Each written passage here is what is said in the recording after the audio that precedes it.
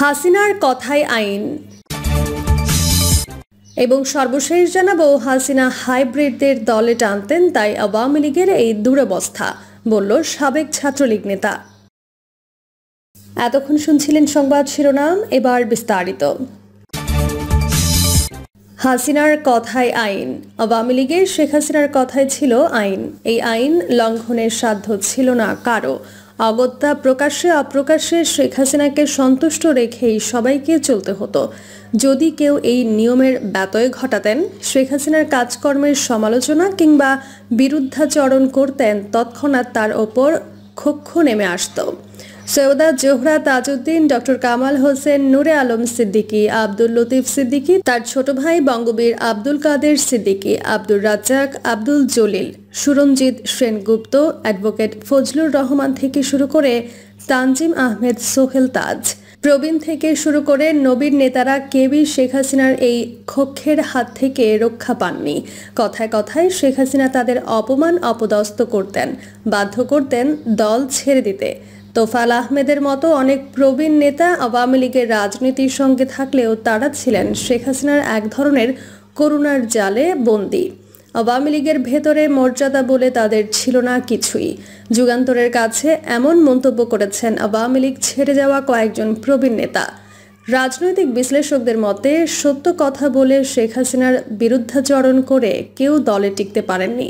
এছাড়া ক্ষমতায় থাকার সময় শেখ হাসিনার স্বৈরাচারী কায়দায় যেমন দেশ চালাতেন, তেমনি একই কায়দায় চালাতেন দলও। কারো কথা তিনি শুনতেন না, আমলে নিতেন না। নিজে যা ভালো মনে করতেন তাই করতেন। তার সিদ্ধান্তই সবাইকে মাথা পেতে নিতে হতো। অনেকটা হিটলারের মতো শেখ হাসিনাও আওয়ামী লীগের রাজনীতিতে একনায়ক হয়ে উঠেছিলেন। ছোট বোন শেখ রেহানা, ছেলে সজীব ওয়াজেদ জয়, মেয়ে সাইমা ওয়াজেদ পুতুল, শেখ রেহানার ছেলে ববি সিদ্দিকী সহ পরিবারের সদস্যরাই ছিল তার কাছে সব। আওয়ামী লীগের ত্যাগী এবং পরীক্ষিত নেতাকর্মীরা রাজপথে আন্দোলন সংগ্রাম করে জেল জুলুম খাটে নির্যাতিত নিপীড়িত হয়ে জীবন বিসর্জন দিয়ে শেখ হাসিনাকে ক্ষমতায় বসালেও তিনি কখনো তাদের সেভাবে মূল্যায়ন করেনি, বরং দলে এবং সরকারের সর্বত্র পরিবারতন্ত্র প্রতিষ্ঠা করেছেন। শুধু তাই নয়, ক্ষমতার প্রতি মোহগ্রস্ত পতিত এই স্বৈরাচার সবসময় চাটুকার দ্বারা বেষ্টিত থাকতে পছন্দ করতেন। এতটাই দাম্ভিক এবং অহংকারী ছিলেন যে ভিন্ন মত তিনি কোনোভাবে মানতে পারতেন না। নিজের এবং পরিবারের সদস্যদের জন্য অনৈতিক সুযোগ সুবিধা নিশ্চিত করতে চিহ্নিত অপরাধী মাফিয়া, গডফাদার, দুর্নীতিবাজ, লুটেরা এবং হাইব্রিডদের দলে ভেড়াতেন, কাছে টানতেন। শেখ হাসিনার চাটুকারিতা এতটাই পছন্দ করতেন যে বিভিন্ন সময়ে সংবাদ সম্মেলনে যারা তাকে তৈলাক্ত প্রশ্ন করতেন, তাদের নিমিষেই ভাগ্য বদলিয়ে দিতেন। বিশ্লেষকদের মতে একনায়কতন্ত্র, হাইব্রিড আর চাটুকারে ডুবেছে আওয়ামী লীগ। আর পরিবারতন্ত্র প্রতিষ্ঠার মধ্য দিয়ে শেখ হাসিনা নিজের এবং দলের কার্যত কবর রচনা করে গেছেন। এই প্রসঙ্গে এক সময়কার আওয়ামী লীগ নেতা, প্রবীণ রাজনীতিবিদ এবং গণফোরাম সভাপতি ডক্টর কামাল হোসেন রোববার যুগান্তরকে বলেন, আওয়ামী লীগের এই পরিণতির জন্য এককভাবে শেখ হাসিনাই দায়ী। তিনি ত্যাগী এবং পরীক্ষিত নেতাকর্মীদের উপেক্ষা করেছেন, অবমূল্যায়ন করতেন, অপমান অপদস্থ করতেন। দলে পরিবারতন্ত্র প্রতিষ্ঠা করেছিলেন। আওয়ামী লীগে শেখ হাসিনার কথাই ছিল শেষ কথা, তার কথাই ছিল আইন। তিনি নিজেকে রাজা ভাবতেন আর দেশের মানুষকে ভাবতেন প্রজা। ভিন্ন মত একেবারেই সহ্য করতেন না শেখ হাসিনা, আর এই কারণেই তাকে এভাবে চোরের মতো পালাতে হয়েছে। একই অভিমত এক সময়ের তুখোর ছাত্রলীগ ও আওয়ামী লীগ নেতা, বর্তমানে বিএনপি চেয়ারপারসনের উপদেষ্টা অ্যাডভোকেট ফজলুর রহমানের। জানতে চাইলে তিনি এই প্রসঙ্গে রোববার যুগান্তরকে বলেন, শেখ হাসিনা অত্যন্ত দাম্ভিক এবং অহংকারী মহিলা। তিনি কান কথা শুনতেন, চাটুকারিতা পছন্দ করতেন। নিজের এবং পরিবারের সদস্যদের জন্য অনৈতিক সুযোগ সুবিধা নিশ্চিত করতে চিহ্নিত অপরাধী, মাফিয়া, গডফাদার, দুর্নীতিবাজ, লুটেরা এবং হাইব্রিডদের দলে ভেড়াতেন, কাছে টানতেন। তার কারণেই আজ আওয়ামী লীগের এই দুরবস্থা। দিল্লিতে দীর্ঘদিন নির্বাসিত জীবন শেষে 1981 সালের 17 মে দেশে ফেরেন শেখ হাসিনা।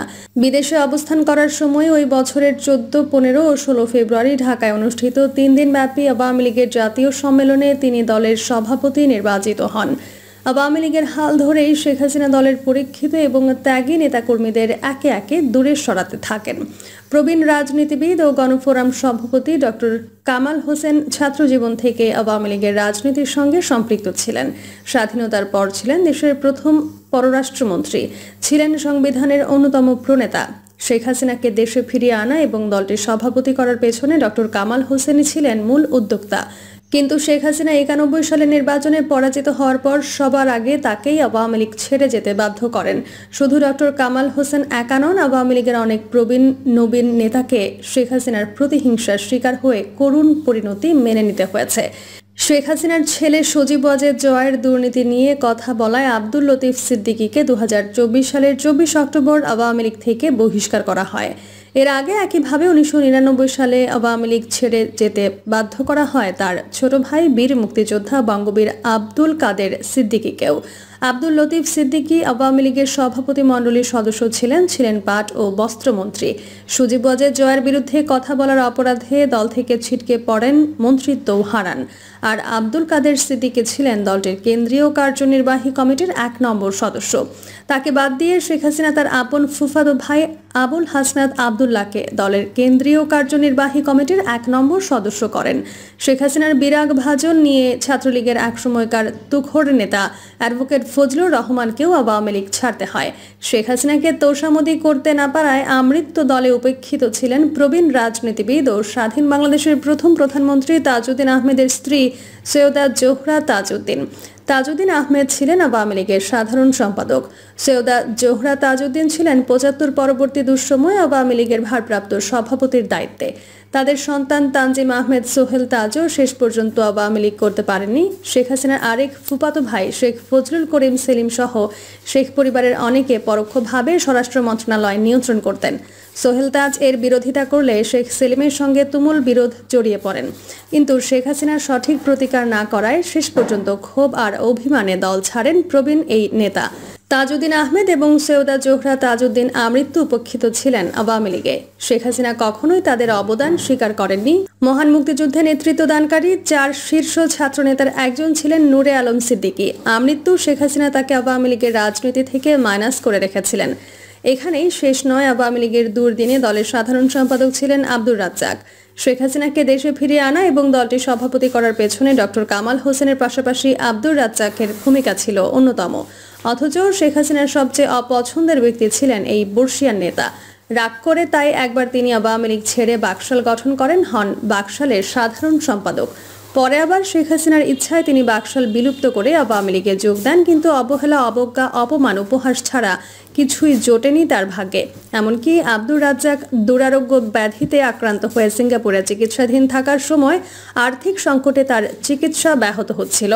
কিন্তু আব্দুর রাজ্জাকের সাহায্যের পরিবর্তে উল্টো আরও মুখ ফিরিয়ে নিয়েছিলেন তিনি। অথচ শেখ হাসিনা তখন প্রধানমন্ত্রী। একই পরিণতি ঘটেছিল দলটির আরেক সাবেক সাধারণ সম্পাদক আব্দুল জলিলের বেলাতেও। শেখ হাসিনা অসুস্থ আব্দুল জলিলের চিকিৎসায় পাশে দাঁড়াননি, উল্টো 1-11 সময় বিতর্কিত ভূমিকা রাখার অভিযোগ এনে তাকে অপমান অপদস্থ করেন। আওয়ামী লীগের উপদেষ্টা পরিষদের সদস্য প্রবীণ রাজনীতিবিদ তোফায়েল আহমেদ একাধিকবার জাতীয় সংসদে দাঁড়িয়ে শেখ হাসিনার আমলা নির্ভর রাজনীতির তীব্র সমালোচনা করেন। দলীয় নেতাকর্মীদের মূল্যায়ন এবং দুর্নীতি, দলীয়করণ, চাঁদাবাজি, অর্থ পাচার এবং লুটপাট বন্ধ করার দাবি জানান। এর আগেও তিনি দলীয় ফোরামে বেশ অপ্রিয় কিছু কথা বলেন, যা কখনোই ভালো চোখে নেননি শেখ হাসিনা। দীর্ঘদিন অসুস্থ ও শয্যাশায়ী তোফায়েল আহমেদকে বিভিন্ন সময় প্রকাশ্যে অপমান অপদস্থ করেন তিনি। এমনকি 75 সালের 15 আগস্টে তোফায়েল আহমেদের ভূমিকা নিয়ে সংবাদপত্রে কলাম লেখেন শেখ হাসিনা। আওয়ামী লীগের আরেক প্রবীণ নেতা সুরঞ্জিত সেনগুপ্তকেও শেখ হাসিনার রোষানলে পড়তে হয়েছে বারবার।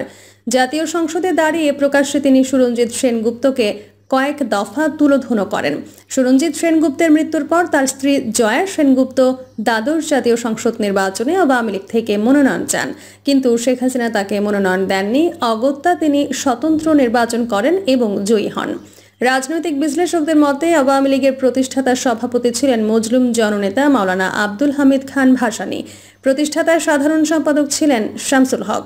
দলটির দীর্ঘ ইতিহাসে এই দুজনের বাইরেও অনেকে বিভিন্ন সময় নেতৃত্ব দিয়েছেন। পালন করেছেন সভাপতি, সাধারণ সম্পাদকদের দায়িত্ব।